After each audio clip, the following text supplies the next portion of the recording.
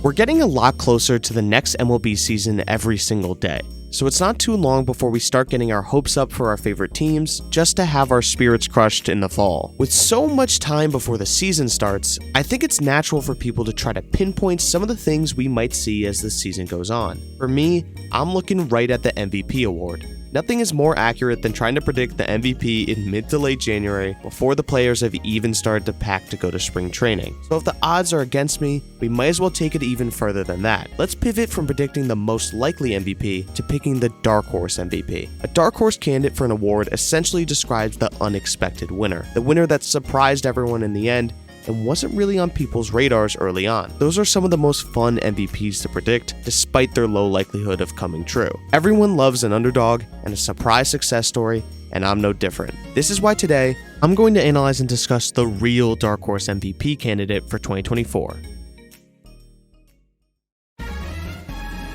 There's not really a precise or exact definition for a Darkhorse MVP, as it's kind of hard to quantify expectations after the fact besides looking at preseason stat predictions. But for the most part, you can kind of tell who was expected to win and who really wasn't. There's still a gray area of what it really means to be an unexpected winner, but let's look at the past few years to get a better understanding of this so we can figure out one for the future. So in the last 3 years between both leagues, we've had 5 unique MVP winners. Those players are Bryce Harper, Shohei Ohtani, Paul Goldschmidt, Aaron Judge, and Ronald Acuna Jr. Going through each of these, I think Ohtani in 2023, Goldschmidt, and Judge shouldn't really have an argument to be dark horses at all. Ohtani for obvious reasons because he got second place the year before and won the award the year before that. For Goldschmidt and Judge, they both established themselves as some of the most consistently best hitters in the league at this point and were top MVP vote getters the year prior. As for 2021 Ohtani, Harper, and Acuna, that's where we hit that gray area I was talking about. These are 3 players who had shown very proficient results over the years before they won their MVP.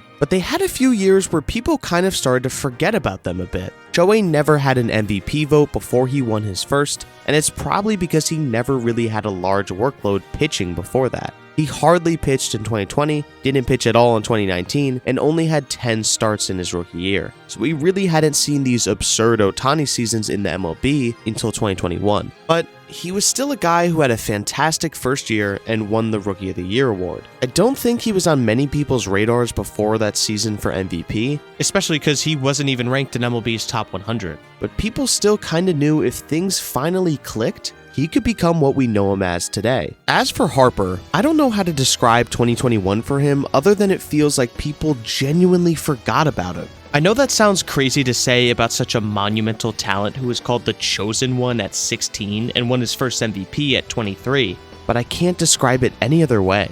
From what I remember, for a large part of 2021, the MVP race was mostly between Tatis and Acuna, until both players ended up with different injuries during the year, effectively taking them out of the race. Although for Tatis, he still got to play most of the season. Harper ended up kind of rising out of nowhere due to a ridiculous second half and injuries to big contenders. People kind of forgetting about Harper is supported by the fact that he didn't make the All-Star game at all. Not only was he not a starter, but he wasn't even a bench player. I did say Harper had a great second half, but by the All-Star break, his OPS was still just below 900. It's mostly fan voting, he's a well-known player on a big market team with a huge contract, so it makes no sense to me that he didn't make it. The only time Harper made the All-Star game as a Philly was the next year. So Harper won an MVP with the Phillies before he got an All-Star appearance with them. Not to mention, his MVP win in 2021 was the first time he received MVP votes since 2017.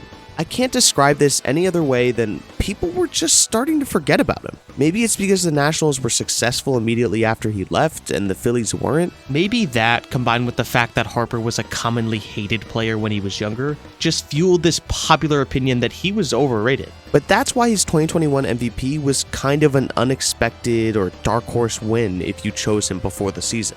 For Acuna, a season heavily below what we're used to, coming off a huge injury, made people overthink things. Acuna had his big injury halfway through 2021 where he tore his ACL and had to miss the entire rest of the season, the playoffs, and even the start of the 2022 season. To make matters worse, 2022 was easily the worst statistical season he's ever had. If we take a look at Acuna's hitting stats throughout his career, with no context, 2022 isn't just an outlier, it looks like a complete anomaly. 119 games is a fairly large sample, and people were naturally going to look at his most recent performances to dictate his future. MLB themselves ranked Acuna 25th in the league before the season started in 2023, but they weren't the only ones doing that. As we all likely know, he then won the MVP unanimously with a 40-70 season and was just the 5th guy to join the 40-40 club. Is that a Darkhorse MVP? Was Acuna defying expectations or just correcting them? I'd say that's up for you to decide, but it's the one I want to highlight here because there's someone else who looks to be walking down an eerily similar path that Acuna did when coming back from a big injury.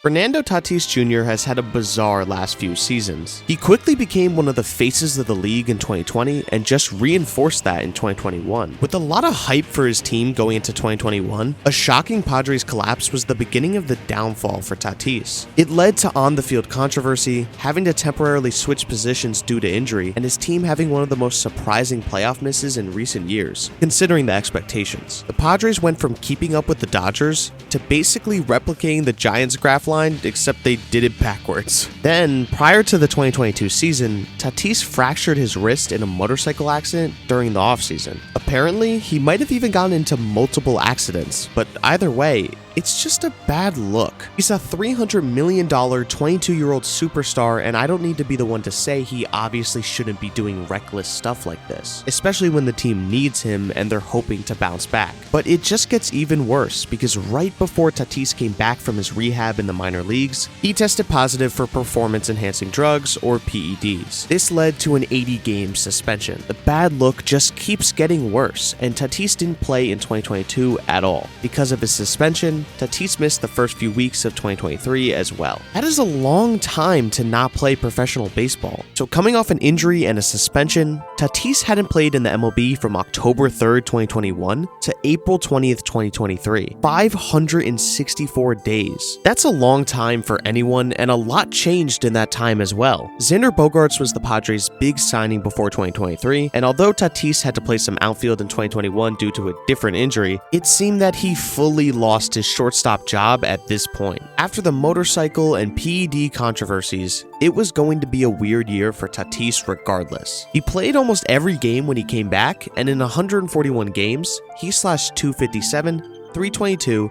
.449 for an OPS of 770 and an OPS plus of 113. The walks were down, the home runs were way down, and his slash line was by far the worst of his career. Before this, he hadn't had an OPS plus below 154 in any of his seasons. Those are just absurd numbers, and I think the initial hype behind Tatis when he was first playing was totally justified, but now he's looking like a shell of his former self. There's one huge positive that came from this season for Tatis, and that was the switch to right field. He was never really highly regarded as a shortstop, which is why it was probably easy for the Padres to try to change him to be a right fielder in the first place. I was actually someone who was really against this decision when I first heard about it. I had the opinion that Tatis wasn't a liability at shortstop. He wasn't great by any means, -9 defensive runs saved and -6 ounce above average at the shortstop position in his first 3 seasons isn't good, but his ounce above average were getting heavily dragged down by his first year, and I thought he still had potential to develop as a shortstop. I also considered the fact that Xander's not better than him at shortstop defensively, with Tatis having a much higher ceiling. But I can admit when I'm wrong, and wow was I wrong, because Tatis just went off as a right fielder. Playing right field in 2023,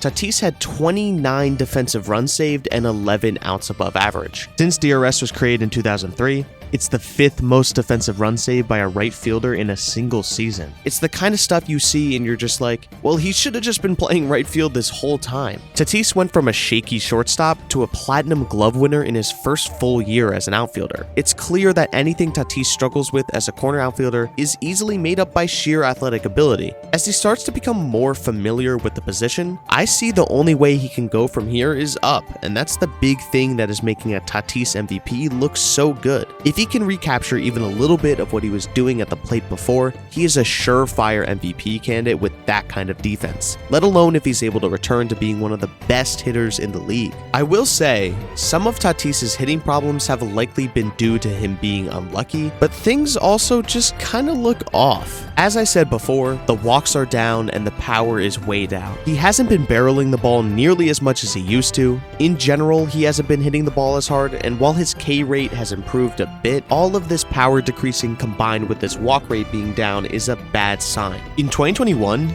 you rarely could get a fastball past this guy, but in 2023, he lost his proficiency against the heater. Now, let's go back and take another look at the power numbers. Here's a reminder of the amount of home runs I brought up earlier for Tatis. 42 home runs in 130 games versus 25 home runs in 141 games. Now let's do the same thing for Acuna. 82 games in 2021, and Acuna had 24 home runs, versus 119 games in 2022, and Acuna had just 15 home runs. His walk rate was also the lowest it had been since his rookie year. They both came off a long time without playing baseball, missed the first few weeks of the next season too, and then just never really got back to what they were doing before. Their hitting as a whole was down, but the power numbers are what just seemingly disappeared. It feels like Tatis will have the same resurgence that Acuna did. A weird return season followed by a back-to-form MVP campaign the next year. It's eerily similar. So similar, in fact, that I feel like it's being picked up on by a lot more people than I expected. So is Tatis really a potential dark horse MVP?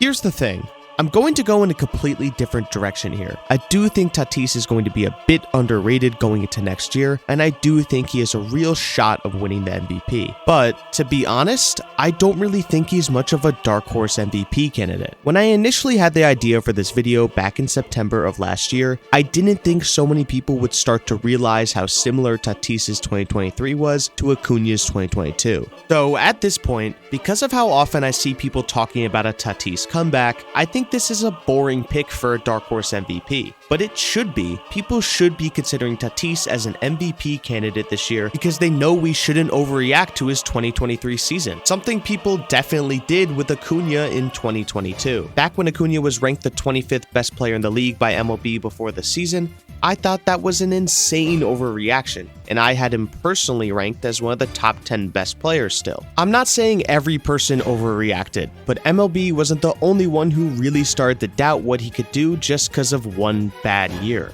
Players with this much talent still at a young age are not going to let one season dictate their future, especially if there's a reason for that. If Tatis continues to hit like he did in 2023 for the next few years, you can call me an idiot, but I think Tatis is primed for a comeback, and more people realizing that is a good thing. But the one little selfish downside for me is that when people talk about it more, the less of a dark horse MVP pick he becomes. So in that case, let's switch gears a little bit. I want to give you some more surprising picks, or some more interesting picks, in case you're not satisfied with just Tatis. I want to give you some guys who are real dark horse MVP candidates that I know there's no way you're thinking about them. We'll be going over a few different picks for potential MVPs that are really under the radar. Our first real dark horse MVP is going to be a guy who is a former first-round draft pick. In one of the most stacked MLB drafts in recent years, the 2019 MLB draft has produced a lot of really talented players already. Adley Rutschman inserted himself into the top 5 catcher conversation almost immediately. Bobby Witt Jr. made huge leaps in his production on the field in 2023, both defensively and offensively, to the point where you can make an argument he'll be the best shortstop in 2024. Corbin Carroll had an insane 2023 season as well, with his absurd hitting and base running that led him to a top 5 MVP finish. There are many more guys on this draft list you probably already recognize as regular starters in the league at this point, but we're going to focus on one guy here, and that's Riley Greene. Greene was drafted 5th overall by the Detroit Tigers straight out of high school, so there are high expectations for him for the most part, but I rarely see anyone talk about him, and I want to change that. I was so impressed with how Greene elevated his game in his sophomore season that I considered making a video about just him. But I think this is the perfect time to give some much needed attention to the Tigers center fielder. Greene started off okay in his first minor league stint at 18 years old, where in 57 games he slashed .271, .347, .403 for an OPS of .749. First year, right out of high school, really not that much to worry about. With the 2020 minor league season being completely canceled due to COVID-19, Greene came back with a vengeance in 2021. In 124 minor league games across Double and Triple A, Greene slashed .301, 387, 534 for an OPS of 921. These stats aren't even inflated by lower levels either, as he was pretty consistent in his transition from AA to AAA. A huge leap in his production, and it assured that he was bound to make an appearance in the big leagues in 2022. After a short minor league stint to start the year, Green made his debut on June 18th, 2022. He had a great game and went 2 for 3 with 2 walks, but the rest of his debut year wasn't spectacular. Green ended the year slashing .253, .321, .362 for an OPS of 682 and an OPS plus of 97. He had just 5 home runs and an abysmal 1 stolen base to the 4 times he was caught stealing. But being 21 years old in your first season and having just about league average hitting in 93 games is totally fine. There are plenty of years left for Green to worry about making big improvements. Luckily for Green, these improvements came pretty quickly. Although Green's first and last months were pretty rough in 2023, he still had a really great year overall. In 99 games, Green slashed .288, .349, .447 for an OPS of 796 and an OPS plus of 117. In just 6 more games than last year, Green hit 6 more home runs and fixed that horrible caught-stealing ratio. He was getting more singles, more home runs, and overall he was a really good hitter in 2023 with an OPS just shy of 800. Seeing Green make such huge improvements was awesome, and if you're curious and care about his advanced metrics, they're even better. It's why I'm high on him to just keep improving, and it's why he's my pick for a real Darkhorse MVP for 2024. My first concern though is his walk rate and K rate. I don't mind strikeouts all that much, but whiffing and striking out so much is not super desirable when you're not hitting for that much power. As for the walk rate, being league average is fine, and I wouldn't expect much improvement considering it has stayed consistent in both of his MLB years. My second concern is something that's been really unfortunate for Green. He's been hit with several injury problems over the last few years. In 2022, the initial goal was for Green to start the regular season with the Tigers after spending a ton of time with them in spring training, just like Torkelson did. However, a foul ball during one of his at-bats in spring training fractured his foot, and that's why he started his season in the minors that year. As for 2023, he suffered 2 different injuries, and it's why he ended up only playing 99 games. He missed all of June and the first week of July due to a stress fracture in his left fibula, and he tore his UCL in September diving for a ball in the outfield. It's been a rough few years, and honestly, some of these injuries are just completely unlucky. I could see some slight blame for him on the diving catch, but he's just playing baseball, and I don't think there was anything else he could do here to protect himself besides just not trying to catch this ball. Due to the fact that these injuries are all unrelated and in separate areas, I believe Green's injury luck will get better. If you're wondering about his status for the 2024 season, the goal still seems to be for him to start the year and not miss any time. I know it might be a little risky to pick a guy coming off a UCL tear to win the MVP, but that's the whole point of this pick. It shouldn't seem likely that a dark horse pick will win. They should be really unexpected, but there still needs to be some signs. I'm not just going to pick some random player just because nobody talks about them. Green plays a premium position in center field, even if the stats he has are okay. He's on a team that is hopefully on the come up for the first time in a while. His advanced metrics have him primed for a huge jump in 2024, and his injury luck should be much better. So that's my first real dark horse pick. I think Green is an unexpected candidate, and in general, I think he's just a really underrated player that could change that in 2024.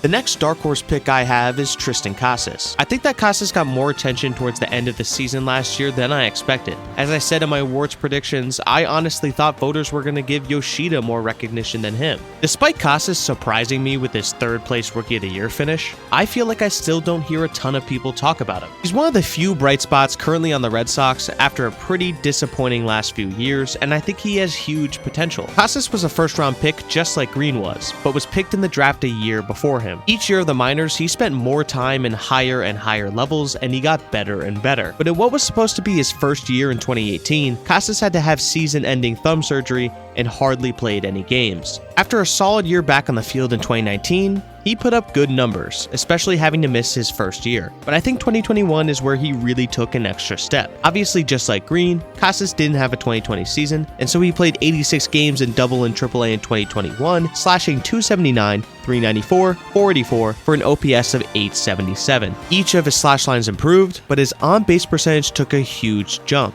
In 2021, he walked one less time than he did in 2019, despite having 129 fewer plate appearances. Seeing a jump in plate discipline is something you love to see from a player early on, and that stayed consistent in his final minor league stint. He spent most of the year in the minors and slashed .281, .389, .500 for an OPS of .889. After that, Kasus was finally called up in September. He made his MLB debut on September 4th, 2022. He went 1 for 4 and got his first hit out of the way in his first game. Despite the small amount of games, his first month in MLB was solid, I'd say. In just 27 games, he may have hit below 200, but his walks were really carrying his numbers. It wasn't much to work with, and 2023 was going to be the time where he really showed what he could do. Kasus started off the season with the Red Sox, and by the end of the year, he slashed .263, .367, .490 for an OPS of .856, and an OPS plus of .129 with 24 home runs. Now I could give you this and his advanced metrics and call it a day,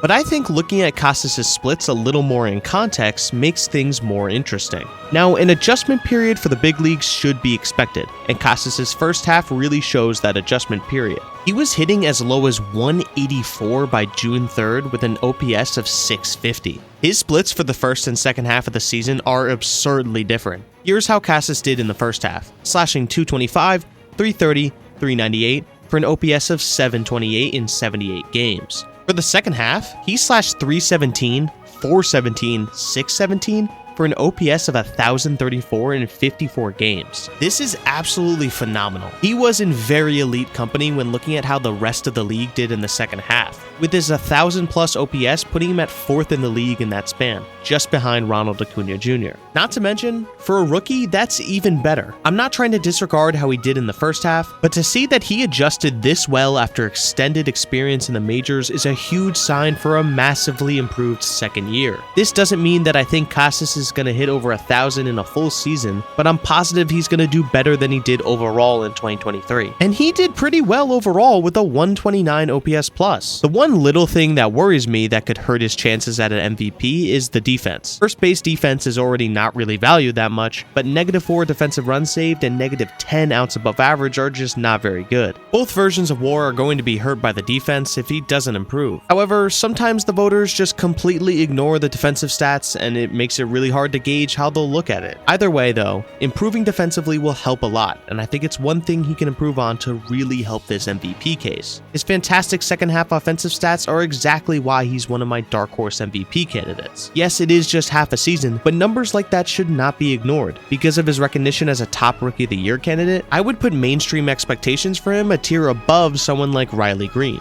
I think Kasus is being talked about more than Green is, but I still don't think he's being talked about enough. He had a fantastic rookie season, and I wouldn't doubt a 24-year-old player to keep getting better after his first year, especially when it was as good as his was. I don't think I have jurisdiction over what the definition of a dark horse MVP is. While writing the script and researching for this video though, I just had the feeling creeping behind me that Tatis is just too obvious of a pick. But I still wanted to talk about Tatis and what I think the outlook of 2024 could look like for him, so that's why I made the focus on Tatis before pulling the rug out and focusing on 2 other players. I wanted to provide multiple extremes of the same concept. If you think Tatis isn't worthy enough of a dark horse MVP pick, that's exactly why I focused on Green and Kasus. They're 2 players I've wanted to talk extensively about, and I think this is the right avenue to do it. Do I really think either of them will win the MVP? Would I put my money on it over guys like Judge, Soto, Alvarez, or Seager? Not really, but that's the point. A lot of the best players have to start somewhere and have to be forced to elevate their game at one point or another. For example, as I talked about earlier, Ohtani is an obvious MVP pick now, but he really wasn't before 2021. The same goes for guys like Green and Kasus. Yes, there are a lot of question marks, but we will get answers. And I think those 2 have the potential to do that in a big way this year, and for that reason, they are my real dark horse MVPs. But between both leagues, if I had to pick one player that I think is most likely to win the MVP, but isn't really considered one of the favorites, I can't skip out on Tatis as my pick. Thanks for watching.